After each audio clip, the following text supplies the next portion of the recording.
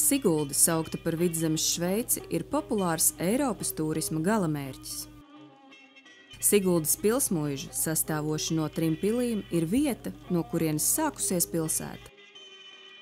No romantiskās jaunās pils terases redzam koka pili ar ieeju papīrmākslas darbnīcā un mākslas galerijā Viktora Vēstules. Šo vietu īpaši iemīļojuši jaunlaulāti pāri, jo te 400 gadu tālā senatnē norisinājies skaists mīles stāsts starp skaisto Turaidas rozi Maiju un Siguldas dārznieku Viktoru. Te, īpašā atmosfērā, iespējams uzrakstīt mīlestības vēstuli. Rakstīšana notiek ar spalvu un tušu, kas ir vesels piedzīvojums. Vēstules tiek pārsietas un aizzīmogotas, kā senos laikos.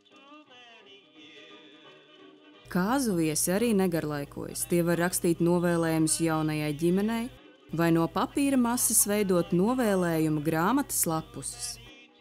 Bieži jaunlaulātie vēlas izveidot kopīgu gleznu, ieliekot papīra kārtiņā uzrakstus, attēlus, augus un ziedus no līgavas pušķa. Rezultāts reizēm pārsteidz.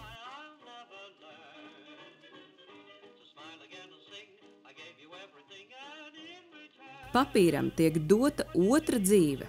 Blakus esošās pašvaldības dokumenti pēc sasmalcināšanas tiek mērcēti un mikserī malti, lai pēc tam tos varētu uzsmelt uz sieta no vannas, kur tie peld ūdenī.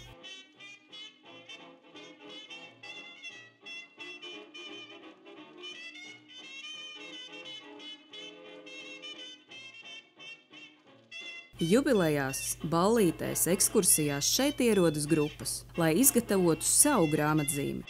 Rotāšanā katrs var ielikt savu izdomu.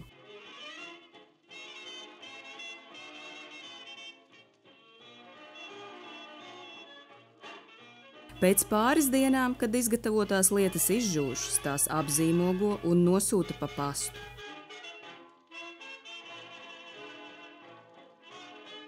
Tūristi nosūta sirsnīgus sveicienus uz mājām, izvēloties kādu no lietā papīra atklātnītēm ar vēsturiskajiem šīs skaistās vietas attēliem.